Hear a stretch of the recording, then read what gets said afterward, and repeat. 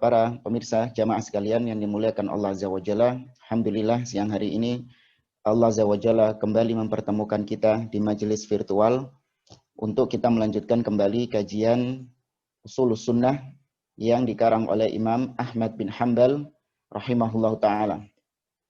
Kita masuk ke bab selanjutnya, yaitu bab tentang Al-Quran kalamullah wa laysa bimakhluk. Al-Quran itu adalah firman Allah, bukan makhluk. Artinya Al-Quran itu bukan ciptaan Allah.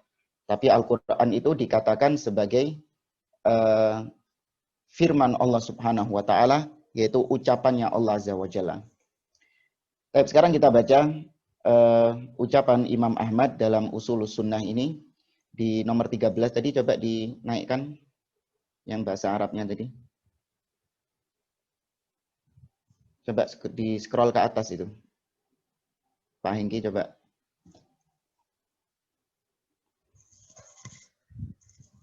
Ya, terus. Nah. Ya, sudah cukup. Dan kita lihat di sini, beliau mengatakan wal Qur'anu kalamullah wa laysa bimakhluqin wa la yad'uf an yaqula laysa bimakhluq fa inna kalamallah laysa biba'inin minhu wa laysa minhu syai'un makhluqun wa iyyaka munadharata. Terus bawah, man ahdatsa fihi wa man qala bil lafzi wa ghairihi wa man waqafa fihi faqala la adri makhluqun aw laysa bimakhluqin wa innama huwa kalamullah fa hadha sahibu bid'atin mithlu man qala huwa makhluq wa innama huwa kalamullah laysa bimakhluq. Kata beliau, Al-Quran ini adalah firman Allah subhanahu wa ta'ala, kalamullah, dan bukanlah makhluk. Makhluk itu jangan diartikan makhluk hidup, ada yang merayap, ada yang berjalan dengan kaki 4. Enggak, makhluk di sini artinya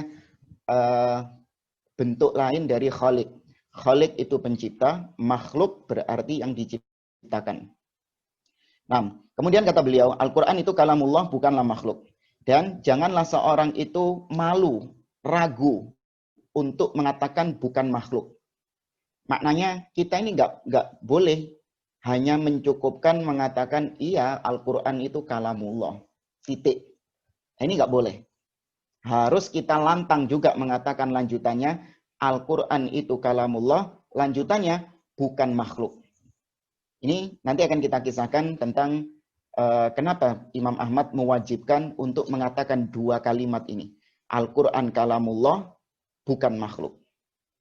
Kata beliau, disebabkan karena kalamullah itu ba'inun anil makhluk. Kalamullah, firmannya Allah itu adalah sifat Allah, terpisah dari makhluk-makhluknya. Jadi kalau bingung akan kita jelaskan lebih dalam, cuman kita baca dulu di sini.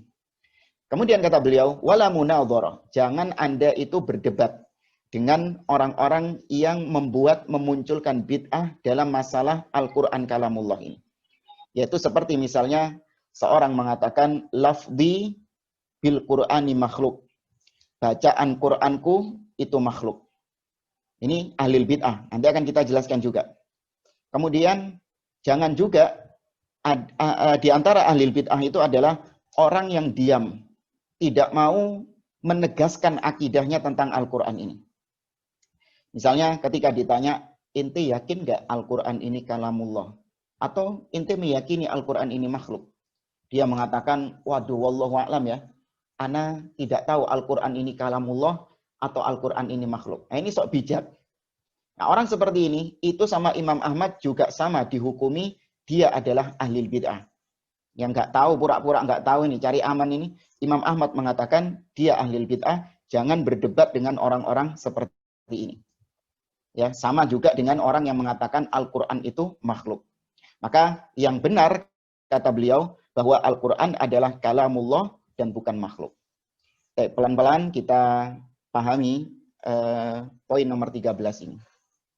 Pemirsa yang dimuliakan oleh Allah Azza wa Jalla, kenapa akidah ini penting bagi kita? Sebenarnya dari zaman Nabi SAW itu, para sahabat Ya, mereka semua tidak ada yang ragu bahwa Al-Qur'an itu adalah kalamullah, firman Allah Subhanahu wa taala.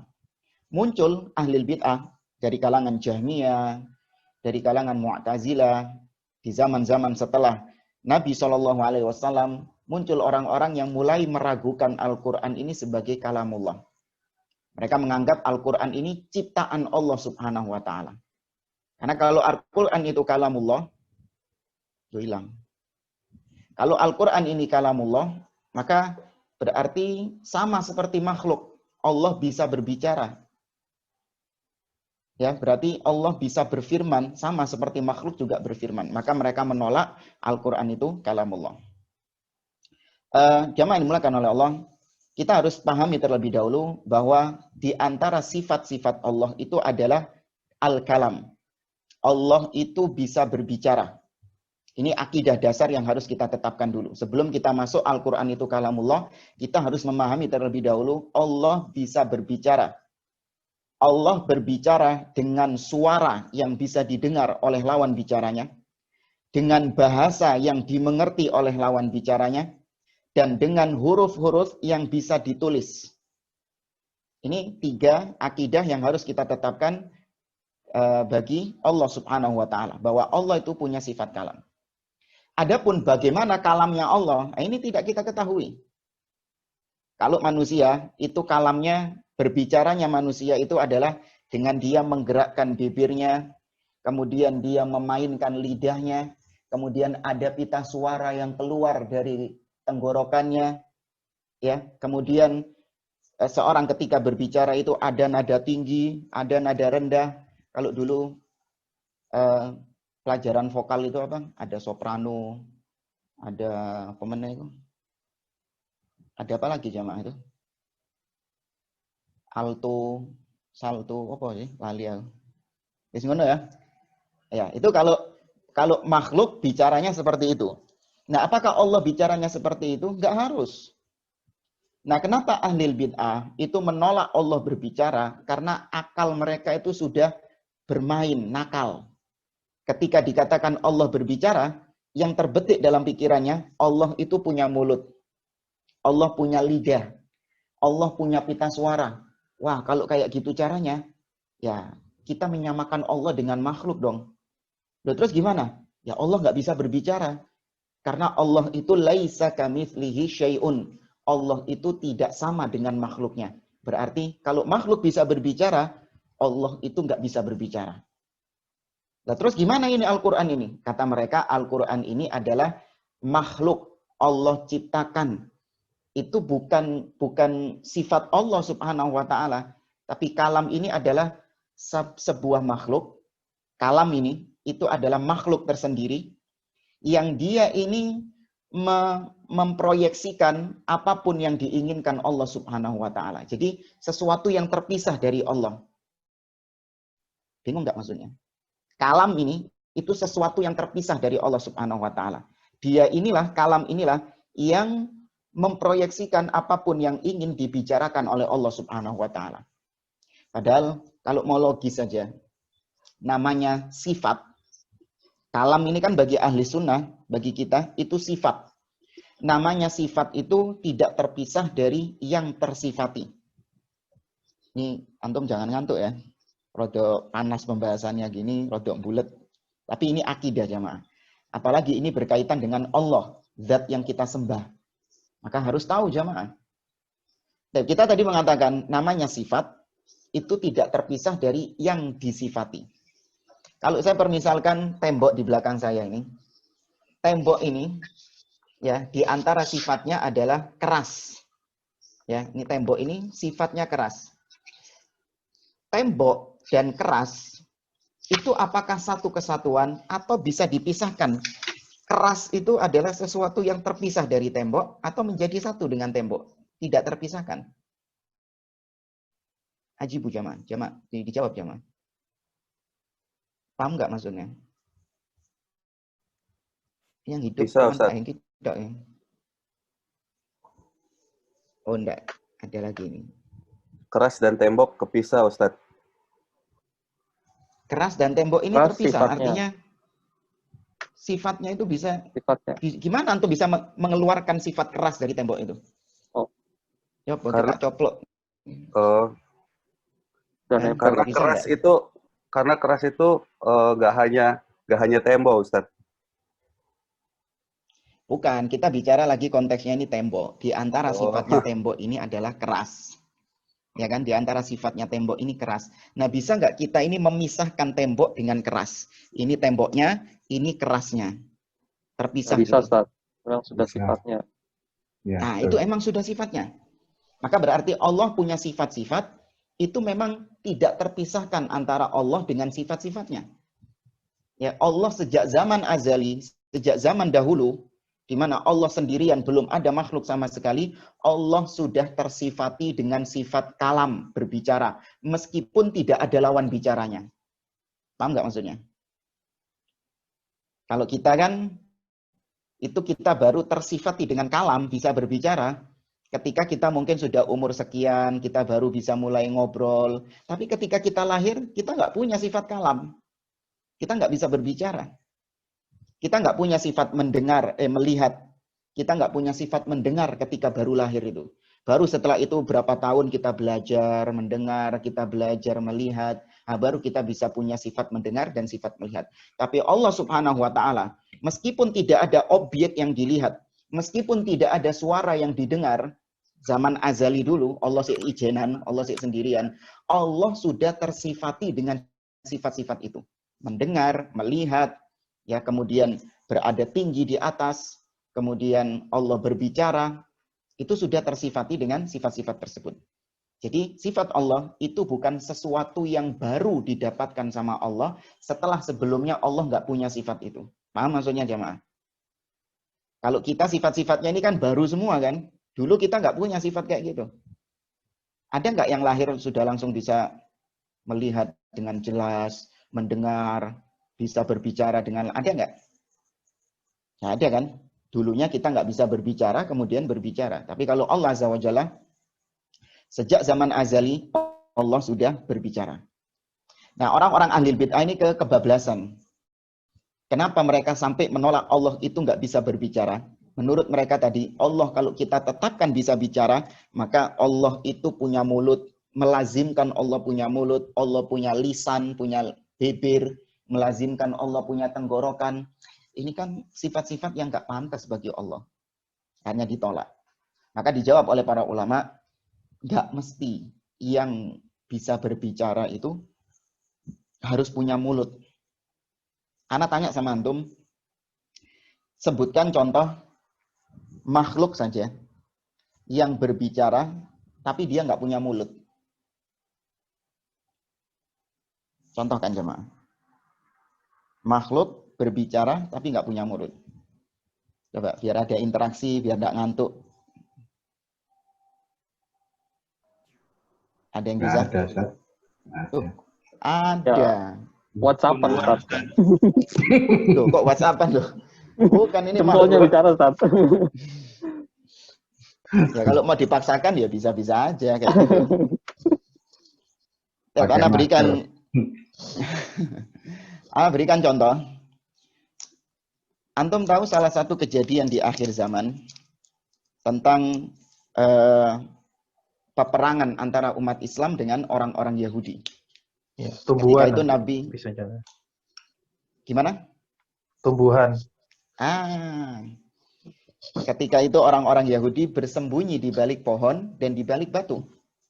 Kata Nabi SAW dalam hadis yang diriwayatkan oleh Imam Muslim, Nabi mengatakan, wa yuqatilul muslimun al-yahud. Orang-orang Islam akan memerangi orang-orang Yahudi. Hatta ikhtaba al-yahud wara al-hajar wa syajar. Sampai orang-orang Yahudi itu lari terbirit-birit. Mereka bersembunyi di balik pohon dan di balik batu. Wa taqulul hajaru wa syajar. Maka ketika itu pohon dan batu berkata, ya, pohon dan batu berkata, ya Abdullah, ya Muslim, ta'al, hadza Yahudi warai faqtulhu. Wahai hamba Allah, wahai Muslim, di belakangku ono Yahudi sengiden, merini o patenono. Siapa yang ngomong kayak gini? Ana izin minum jamaah. Siapa yang ngomong itu?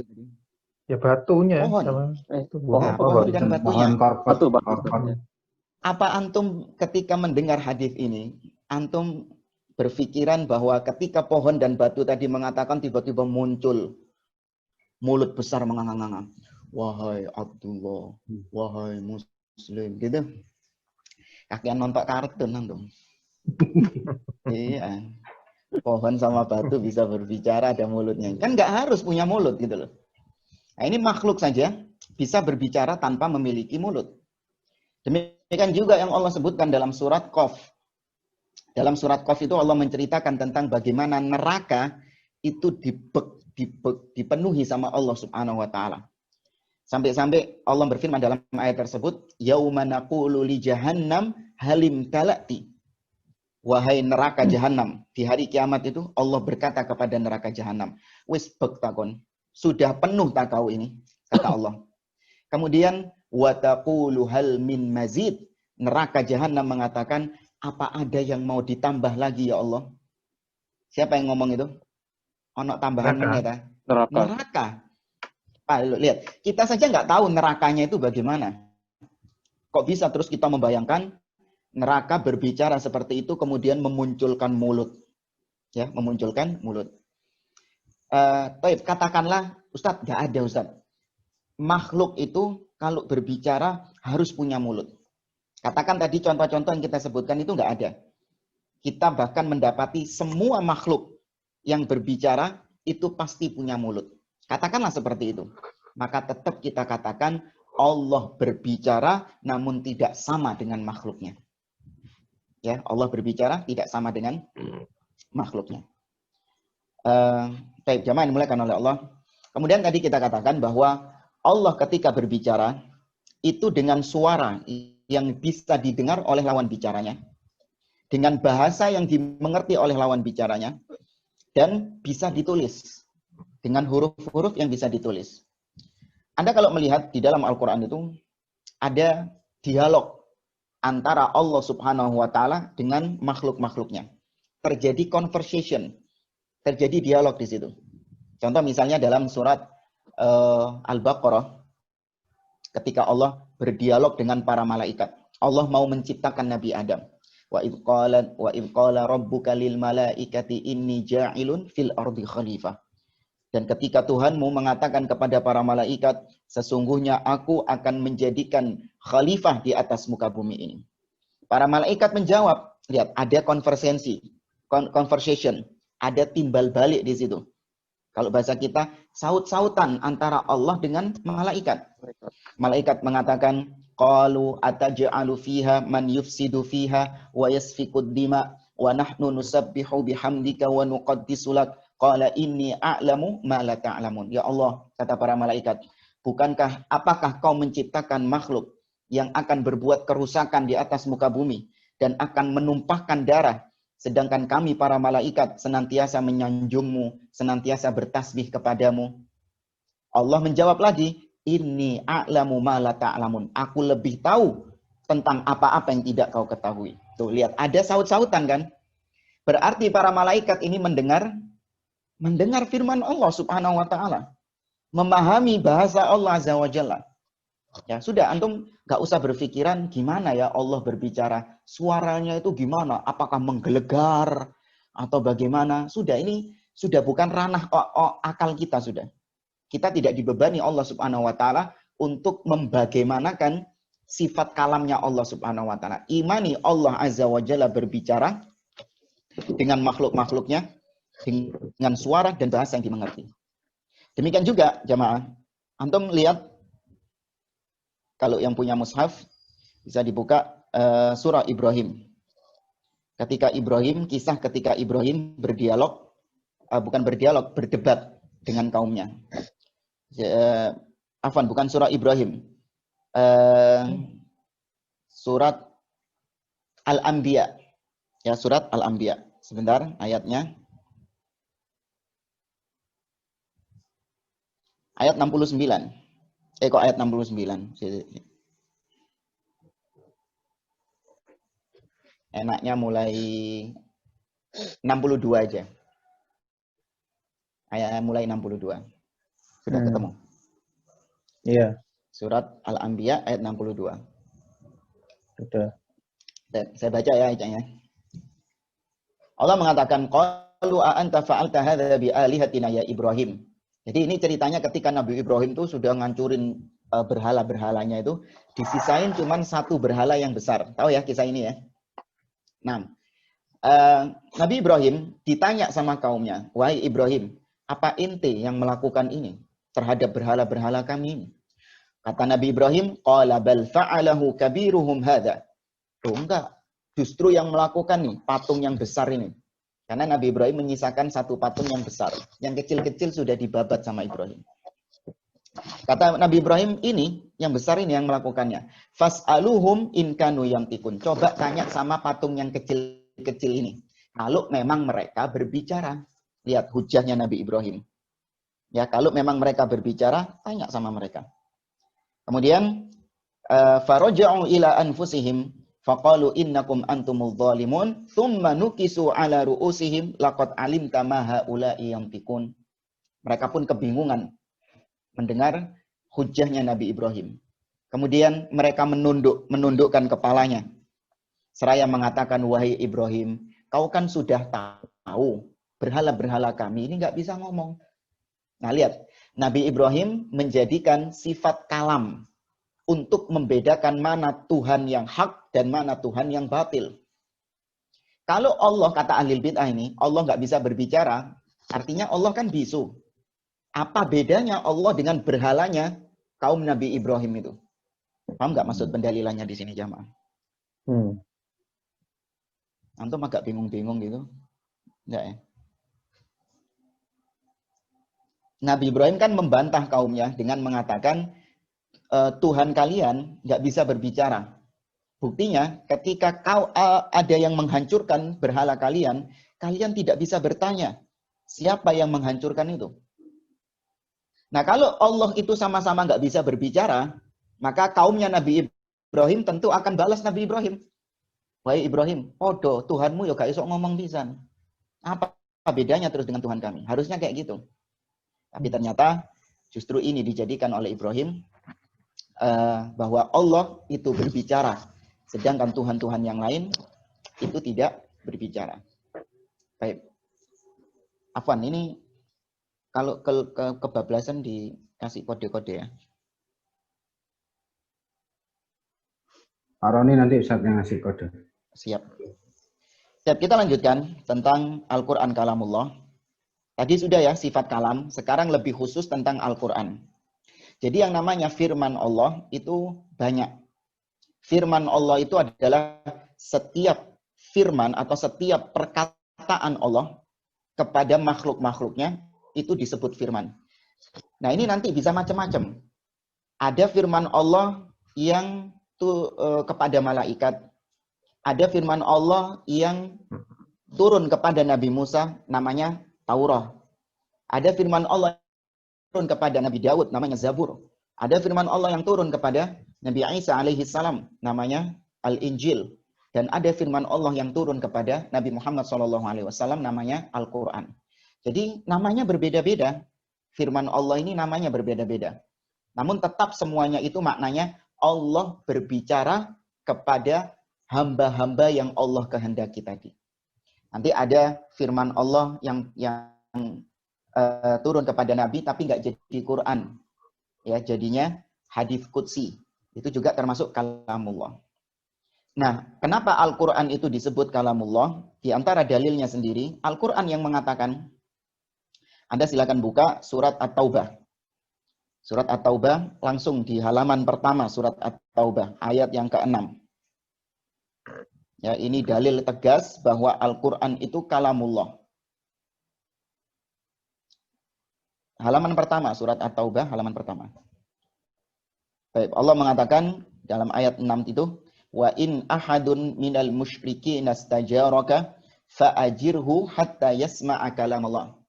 Kata Allah, dan apabila salah seorang di antara orang-orang musyrikin meminta perlindungan kepadamu wahai Muhammad, maka lindungi dia hatta yasma'a kalamullah, sehingga dia mendengar kalamullah, mendengar kalamnya Allah. Maksudnya mendengar Al-Quran.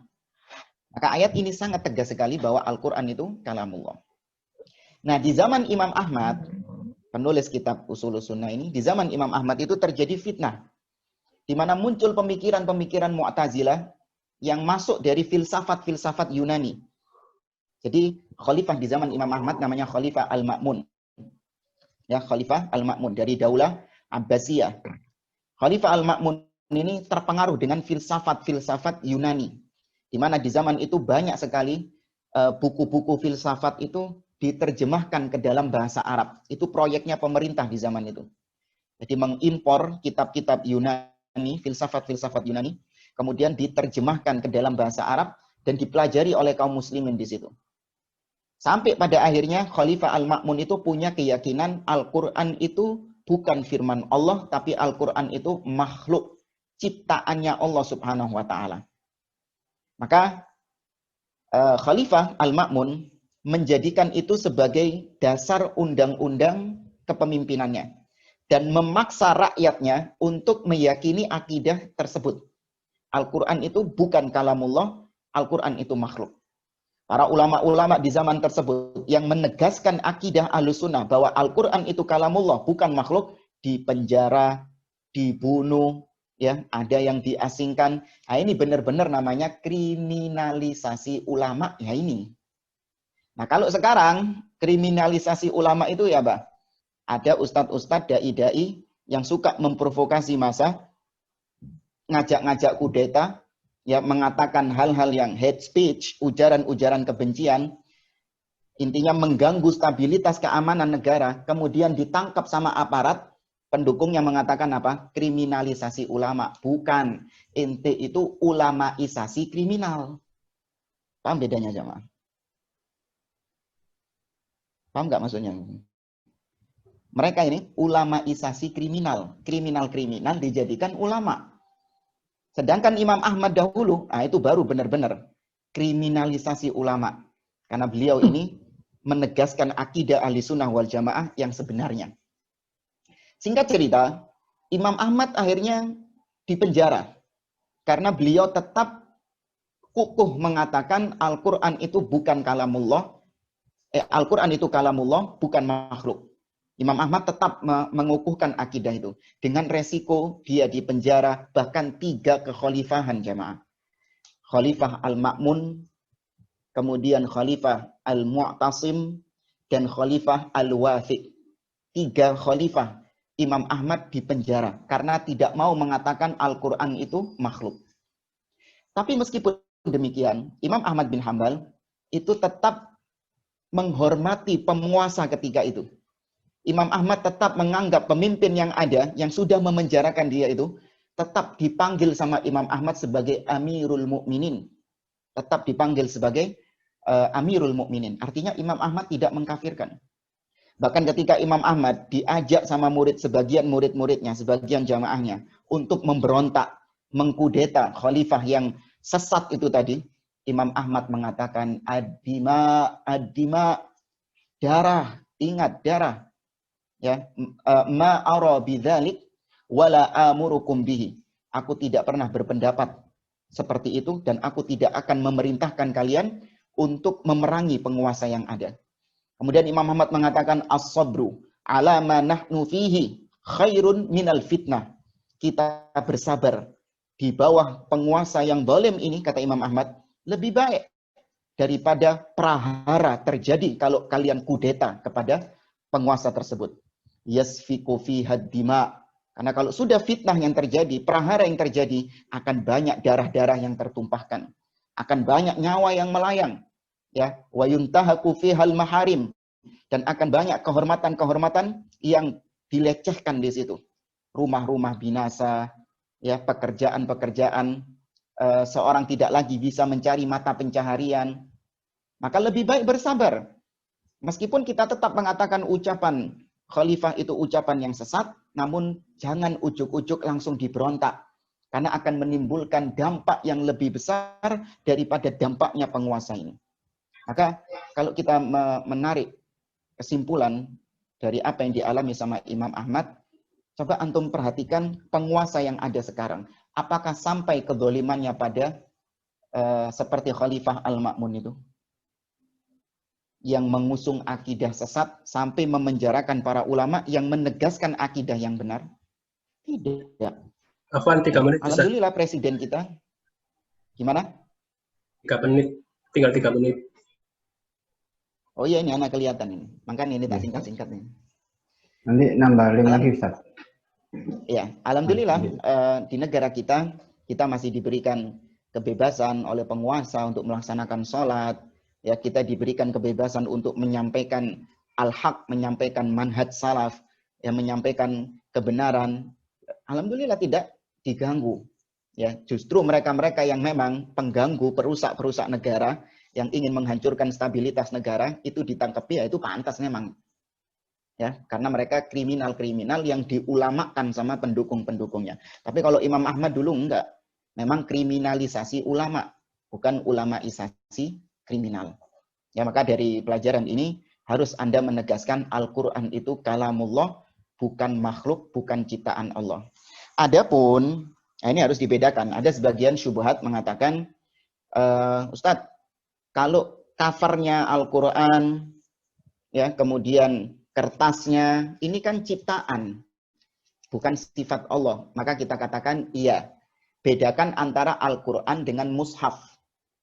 Kalau mushaf itu terdiri dari cover, terus di sini ada sambutan Kementerian Agama. Oh, ini kalau ini. Oh iya, ini cetakan Saudi sih, kalau Kementerian Agama ini. Terus ada tintanya, ini kan dicetak dengan tinta. Ya, kemudian ada benangnya ini, ada benang pembatas. Ini semuanya makhluk, ciptaan. Tapi yang tersirat di sini itu firman Allah Subhanahu wa taala. Ya. Yang tersurat apa tersirat, jemaah? Yang tersirat, ya. Ya, yang tersirat di situ itu firman Allah. Sama juga dengan ketika kita membaca Al-Qur'an. Kita baca misalnya Alif Lam Mim dzalikal kitabul la raiba fi. Bacaan kita, suara kita itu makhluk. Ya, suara kita. Ada yang baca Qur'annya itu suaranya serak, ada yang nadanya indah, suaranya indah. Itu makhluk, ciptaan. Tapi yang dibaca, objek yang dibaca itu adalah kalamullah. Nah, bisa dipahami perbedaan ini. Nanti kalau tidak jelas bisa ditanyakan di sesi tanya jawab. Anak kira ini wallahu a'lam bishawab. Saya kembalikan kepada moderator. Jazakallahu khairan.